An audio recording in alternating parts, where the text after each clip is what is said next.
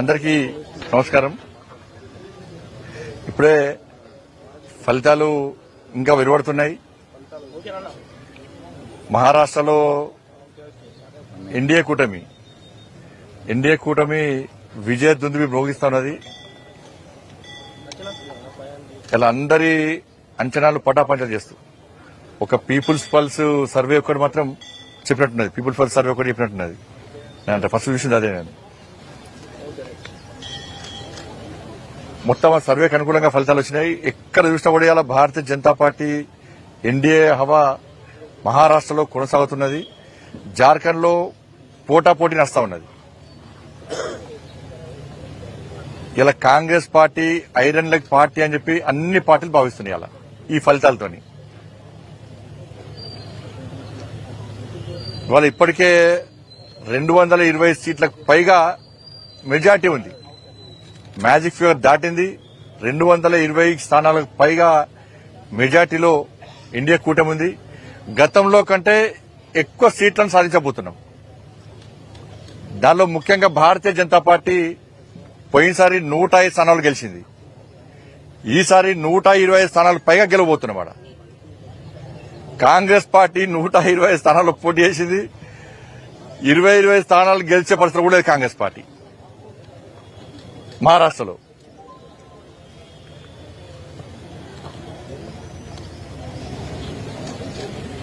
దాంతోపాటు యూపీలో కూడా 9 స్థానాల్లో 7 స్థానాల్లో భారతీయ జనతా పార్టీ మెజార్టీలో ఉంది. కాబట్టి మహారాష్ట్రలో కాంగ్రెస్ పార్టీ కూటమి ఎన్డీఏ కూటమి ఎన్ని అబద్ద ప్రచారాలు చేసినప్పుడు కూడా ఇవాళ ప్రజలు వాటిని నమ్మలేదు. నరేంద్ర మోడీ గారి నాయకత్వం మీరు నరేంద్ర మోడీ గారి యొక్క అభివృద్ది మంత్రమాల పనిచేసింది. వారి విశ్వాసాన్ని నమ్మకం ప్రజలు రెండవసారి ఇవాళ ఎన్డీఏ కూటమికి అధికారాన్ని అప్పయ్యారు. ఒకసారి ప్రభుత్వంలోకి వచ్చినాక నెక్స్ట్ టైం మెజార్టీ తగ్గుతుంది. కానీ ఈసారి మెజార్టీ విపరీతంగా పెరిగింది సార్. కానీ ఉద్దవ్ ఠాకరే లాంటి శివసేన పార్టీలు వాళ్ళ ఐడియాలజికల్ దానికి విరుద్దంగా, హిందుత్వానికి విరుద్దంగా, హిందూ ధర్మానికి విరుద్దంగా వివరించే పార్టీలతో కుమ్మక్కు కావడం వల్ల మొత్తం అడ్రస్ లో కూడా గల్లంతైపోయినాయి పార్టీలను కూడా. కానీ మహారాష్ట్రలో హిందూ సమాజం వాళ్ళ చైతన్యాన్ని చాటింది. ఎంఐఎం పార్టీతో కాంగ్రెస్ పార్టీ కుమ్మక్కై ఓట్లను చీల్చే ప్రయత్నం చేశారు. అనేక రకాల కుట్రలు చేశారు. కానీ అక్కడ ధర్మం గెలిచింది. ప్రజలు చీలిపోద్దని చెప్పి బటెంగేతో కటెంగే అని చెప్పి ఒక సందేశం అది ప్రజలకు వెళ్ళింది. ప్రజలు వాళ్ళ ఐక్యతను ప్రదర్శించారు. మహారాష్ట్ర ప్రజల ఐక్యతనే ఇలా ఎన్డీఏ కూటమికి విజయానికి నాంది. వాళ్ళ ఇలా సమాజం ఐక్యంగా ఉంటే ఏ విధంగా ఫలితాలు వస్తాయో ఇలా మహారాష్ట్ర ఫలితాలు స్పష్టం చేస్తాయి. కాంగ్రెస్ పార్టీ విపరీతంగా తెలంగాణ నుంచి డబ్బులు మొత్తం కాంగ్రెస్ పార్టీకి పోయినాయి. మహారాష్ట్రలో ఖర్చు పెట్టిన డబ్బంతా ఇటు తెలంగాణ నుంచి అటు కర్ణాటక నుంచి సంచులకు సంచులు పోయినాయి. 1,000 కోట్ల రూపాయలు పోయినాయి. అక్కడ డబ్బులు విపరీతం ఖర్చు పెట్టారు. డబ్బుల ద్వారా అబద్దాల ద్వారా గెలుద్దాం ప్రయత్నం చేశారు. అవి పనిచేయలే. మహారాష్ట్రలో కాంగ్రెస్ కూటమికి ఓటమికి కారణం కాంగ్రెస్ తెలంగాణ కర్ణాటక రాష్ట్రాల ప్రభుత్వాల యొక్క వైఫల్యాలే. అట ఆ కూటమికి వైఫల్యానికి ఓడిపోవడానికి కారణం. ఎందుకంటే హిమాచల్ ఎన్నికల పేరు చెప్పి కర్ణాటకలో గెలిచారు. కర్ణాటక ఎన్నికల ఫలితాలు చూపెట్టి తెలంగాణలో గెలిచారు. ఈ 3 రాష్ట్రాల ఫలితాలను పెట్టించి 3 ముఖ్యమంత్రులు తీసుకుపోయారు. ఇక చూడు, ఇక నన్ను చూడు, అందరూ చూడు, మొత్తం మహారాష్ట్ర మొత్తం తెలంగాణ రాష్ట్ర ముఖ్యమంత్రి రేవంత్ రెడ్డి గారు అయితే ఒక 10 సార్లు వేయండి కావచ్చు. ఆయన వేయిన సీట్లు మొత్తం ఓడిపోయినాయి. కర్ణాటక ముఖ్యమంత్రి వేయండు, తెలంగాణ ముఖ్యమంత్రి వేయండు, హిమాచల్ ముఖ్యమంత్రి వేయండు. వీళ్ళతో విపరీతంగా ప్రచారం చేశారు.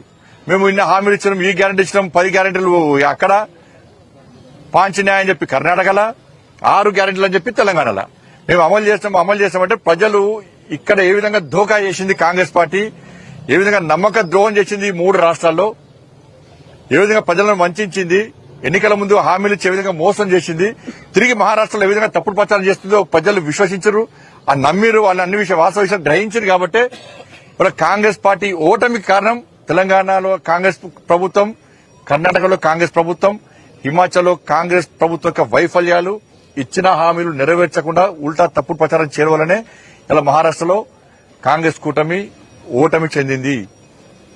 నరేంద్ర మోడీ గారు ఈ దేశాన్ని అభివృద్ధి చేస్తున్న తీరు, గతంలో మహారాష్ట్రను అభివృద్ధి చేసిన తీరు, మహారాష్ట్రలో నరేంద్ర మోడీ ప్రభుత్వం సంక్షేమ ఫలాలు అందించిన తీరు, మోడీ గారి నాయకత్వం ప్రత్యేక విశ్వాసం, నమ్మకం, మోడీ గారి యొక్క అభివృద్ధి మంత్రం ని ప్రజలు నమ్మిరు కాబట్టే ఈ ఫలితాలు వచ్చినాయి. నిజంగా మహారాష్ట్ర ప్రజలకందరూ కూడా హైట్స్ ఆఫ్.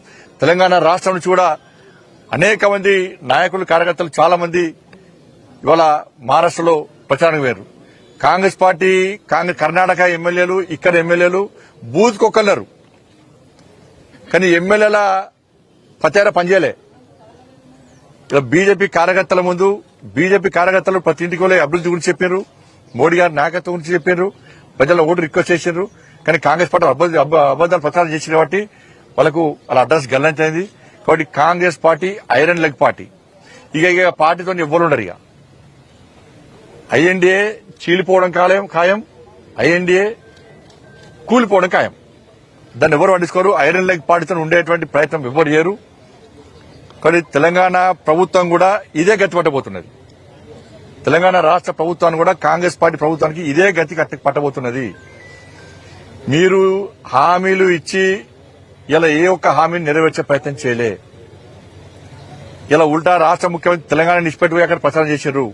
కాంగ్రెస్ పార్టీ మంత్రులు ప్రచారం చేశారు. 2,500 రూపాయలు ఎంతమంది మహిళలకు ఇచ్చారో మహారాష్ట్రలో చెప్పలేకపోయారు. మేము పోయి చెప్పినాం. కాంగ్రెస్ పార్టీ మోసాలని కూడా చెప్పినాం. మేము పోయి కిషన్ రెడ్డి గారు వేరు, నేను వేనా, ఇంకా చాలా మంది నాయకులు పోయి వాస్తవ విషయాలు చెప్పినాం. తెలుగు వాళ్ళందరినీ కలిసాం, తెలుగు వాళ్ళందరికీ కూడా విషయాలు చెప్పినాం. వాళ్ళు వాస్తవ విషయాలు గ్రహించారు. కానీ కాంగ్రెస్ పార్టీ తెలంగాణ రాష్ట్ర ప్రభుత్వం, తెలంగాణ రాష్ట్రం కాంగ్రెస్ పార్టీ ప్రభుత్వం మీరు ఇచ్చిన హామీలు నెరవేర్చారా? లేకుంటే మహారాష్ట్ర ప్రజలు ఏ విధంగా తిరగబడుతున్నారో తెలంగాణ రాష్ట్రంలో కూడా ఈ తెలంగాణలోని కాంగ్రెస్ పార్టీ ప్రభుత్వం మీద తిరగబడే రోజులు అతి తక్కువ సమయంలో రాబోతున్నాయి. 2,500 రూపాయలు ఎంతమంది మహిళలకు ఇచ్చారు, ఎంతమందికి తులం బంగారం ఇచ్చారు, ఎంతమంది స్కూటీలు ఇచ్చారు? వ్యవసాయ శాఖ మంత్రి చెప్పినట్లుగా ఇంకా 22 లక్షల మందికి ఎప్పుడు రుణమాఫీ చేస్తారు? రైతు భరోసా ఎప్పుడు ఇస్తారు? రైతు కూలీలకు 12,000 రూపాయలు ఎప్పుడు ఇస్తారు? 500 రూపాయల బోనస్ ఇంకా ఎప్పుడు అకౌంట్లో వేస్తారు? కొనుగోలు విషయంలో రైతులను వంచినందుకు క్షమాపణలు ఎప్పుడు చెప్తారు? 2 లక్షల ఉద్యోగాలను వెంటనే భర్తీ చేస్తున్నారు, ఎప్పుడు భర్తీ చేస్తారు? ఇచ్చింది 30,000 ఉద్యోగాల నోటిఫికేషన్ అయితే 50,000 ఉద్యోగాలు ఇస్తామని చెప్తున్నారు. మహారాష్ట్రలో చెప్పారు. ఇక్కడ తెలంగాణ పైసలు మొత్తం తీసుకుపోయి మహారాష్ట్రలో యాడ్స్ ఇచ్చారు. తెలంగాణ రాష్ట్ర ముఖ్యమంత్రి తెలంగాణ పైసలు ఇక్కడ హామీలు నెరవేర్చడానికి పైసలు లేవంటారు, బోనస్ చేయడానికి పైసలు లేవంటారు, ఉద్యోగాలకు పైసలు లేవంటారు, నష్టమైన రైతులకు ఇవ్వడానికి పైసలు లేవంటారు, 2,500 మహిళలకు ఇవ్వడానికి పైసలు లేవంటారు, 4,000 రూపాయల ఆసరా పెన్షన్ చేయడానికి పైసలు లేవంటారు, ఉద్యోగస్తులు 5 డిఎల్ చేయడానికి పెన్షన్ పైసలు లేవంటారు. కానీ ఇక్కడ కోట్ల రూపాయలు తీసుకుపోయి మహారాష్ట్రలో యాడ్ ఇచ్చారు. అన్ని అబద్దాలు యాడ్స్ ఇచ్చారు. ఏమైనా యాడ్స్ ఇవ్వాలా? ఏం పనిచేసిన యాడ్స్? అన్ని తప్పుడు ప్రచారాలే. కాబట్టి ఈ గ్యారెంటీలను ఇచ్చిన 6 గ్యారెంటీలను అమలు చేస్తారా, చేయరా? చేయకుంటే ప్రజల తిరుగుబాటుకు ప్రభుత్వం సిద్ధంగా ఉండాలని చెప్పి మేము హెచ్చరిస్తున్నాం. సంజయ్ రౌత్ శివసేన రాజ్యసభ సభ్యుడు బీజేపీ ప్రభుత్వము ఈవీఎంలను ట్యాంపరింగ్ చేసింది కాబట్టి కామన్ అయిపోయిన శేఖరణ ప్రతిసారి అదే అంటారు. మరి జార్ఖండ్ లో వాళ్ళు గెలిచే అవకాశం లేదు. ఈవెంట్ ట్యాబ్ ఇచ్చిరా? ఏకనాథ్ షిండే మీద ఆగ్రహం. ఇప్పుడు తెలంగాణలో గెలిచిర్రు.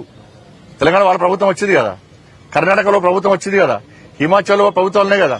అంటే వాళ్ళ ప్రభుత్వాలు లేని కాడ ఎట్లా గెలిచిరు వాళ్ళు? మరి ఈవీఎంలు ట్యాంపరింగ్ చేస్తే పోయినసారి కంటే మాకు దేశంలో మెజార్టీ ఎందుకు తగ్గించుకుంటాం? మేము మొత్తం మాకే వేస్తాయి కదా. వారు 1 సైడ్ అంటే మేము వేసుకుంటాం కదా. కాబట్టి ప్రచార లెవెల్ నంబరు అన్ని ప్రచారం చేస్తేనే లాస్ట్ అయిపోతుంది. దాంతో పక్కా ప్రభావం చూపిస్తాయి. ఇక్కడ ప్రజలు ఆలోచిస్తారు. ఇక్కడ ప్రజలు ఆలోచిస్తున్నారు. వాళ్ళ మహారాష్ట్రలో ప్రజలు తిరగబడ్డారు. ప్రజలు ఓటని 500 ద్వారా గుణపాఠం చెప్పారు. ఈ ప్రభుత్వం తప్పు ప్రచారం చేసింది, నమ్మించి మోసం చేసే ప్రయత్నం చేసింది. ఈ ప్రభుత్వాన్ని ఇట్నే చూసి చూడటుంటే మా కుంపలు ముంచుతుంది కాంగ్రెస్ పార్టీ ప్రభుత్వం. కాబట్టి పక్కా ఇక్కడ ప్రజలు చైతన్యం అవుతారు. ఇలా భారతీయ జనతా పార్టీ నేతృత్వంలో మేము యుద్దం ప్రారంభించబోతున్నాం. తప్పకుండా ఈ ప్రభుత్వం గుణపాఠం చెప్తున్నాం. అది మా చైతన్యం ఉంటుంది. కాంగ్రెస్ పార్టీ వాళ్ళకు ఇంకోళ్ళు కూల్చే అవకాశం వాళ్ళు ఇయ్యరు. వాళ్ళే ఇప్పుడు ఈ ఫలితాల తర్వాత కాంగ్రెస్ పార్టీలో లుక్కలు పక్కా సాడతాయి. ఎందుకంటే కాంగ్రెస్ పార్టీ ఎమ్మెల్యేలు మంత్రులు తెలంగాణ రాష్ట్రంలో తిరగలేని పరిస్థితిలో ఉన్నారు. వాళ్ళ మహారాష్ట్ర ఎన్నికల తర్వాత ఫలితాల తర్వాత ఇంకా తిరగలేని స్థితిలో ఇలా కాంగ్రెస్ పార్టీ నాయకులు ఉంటారు. వీళ్ళు ఎన్ని ఊకదమ్ముడు ఉపన్యాసాలు ఇచ్చినా కూడా వీళ్ళు ప్రజలు పట్టించుకోరు. ప్రజలు ప్రశ్నించే స్థాయికి వచ్చారు. ఇప్పుడు ప్రజలు ప్రశ్నించే స్థాయికి వచ్చారు. ప్రజలు నిలదీసే స్థాయికి తెలంగాణ రాష్ట్రంలో వచ్చారు, వస్తారు కూడా. లుకలు స్టార్ట్ అయితే గ్యారంటీ. మహారాష్ట్ర ఫలితాల తర్వాత ఇక ఏం చేస్తారు? ఇక ప్రజలు తిరగలేని పరిస్థితిలో ఆది నాయకత్వం మీద వాళ్ళు ఒత్తిడి తీసుకొస్తారు, ప్రశ్నిస్తారు. కాబట్టి దాన్ని ఏదైనా జరగచ్చు. మేము కూలాలని మేము అనుకుంటలేం. ప్రజల చేత ఎన్నుకోడ్డ ప్రభుత్వం ప్రజల నిర్ణయం ప్రకారం 5 సంవత్సరాలు ప్రజాస్వామ్య దేశంలో ప్రజాస్వామ్యయుతంగా పాలించాలని చెప్పి మేము కోరుకుంటాం. వాళ్ళు ఇష్టం. అది పక్కా ఉంది. కాంగ్రెస్ పార్టీ ఎమ్మెల్యేల కూడా అసమ్మతి ఉన్నది. ఏం పనులు అవుతలేవు, ఒక్క పైసా నిధులు వస్తలేవు. పోయి 6 గ్యారెంటీల మీద ప్రజలు నిలదీస్తున్నారు, 7 కూడా ప్రశ్నిస్తున్నారు. మేము తిరగలేని పరిస్థితిలో ఉన్నాం, మా పరిస్థితి ఏంది అని వాళ్ళు ఆత్మ విమర్శ చేసుకునే స్థితిలో కాంగ్రెస్ పార్టీ నాయకులు ఉన్నారు. ఇక్కడ ఇప్పుడు నేను అదే అంటాను, కులగణన విషయంలో చెప్పింది అనేక విషయాలు చెప్పింది అండి. కాబట్టి ఇక్కడ కులగణన విషయంలో ప్రజలకు విశ్వాసం లేదు. కాంగ్రెస్ పార్టీ చేసే కులగణన విషయంలో ప్రజలకు విశ్వాసం లేదు. ఇవాళ మీరు కులగణన చూడండి, ఆ ఫామ్ చూడండి, మీరు మొత్తం పెన్సిల్తో నింపుతారు. ఇది ఎంత పెద్ద స్కామ్ అంటే కులగణన అనేది ఎంత పెద్ద అక్రమం అంటే మొత్తం పెన్సిల్తో నింపుతారు. కానీ ఆ యజమాని మాత్రం పెన్తో సంతకం పెట్టాలట. ఇది ఎక్కడ అర్థం కాదు నాకైతే. అంటే అన్ని తారుమారు చేస్తారు. ఇక అంటే వాళ్ళ కులాలకు అనుగుణంగా ఈ కుల గణనను మార్చుకునేటువంటి ప్రమాదం తెలంగాణ రాష్ట్రంలో ఉంది. అందుకే ప్రజలు సహకరిస్తలేరు. కుల గణన కోసం పోయినా కూడా ప్రజలు 6 గంటలు అడుగుతున్నారు. ఈ పెన్సిల్తో మీరు రాసుడేంది, మేము పెన్తో సంతకం పెట్టుడేంది. కొన్ని గ్రామాల్లో పాప మాయకంగా పెడుతున్నారు.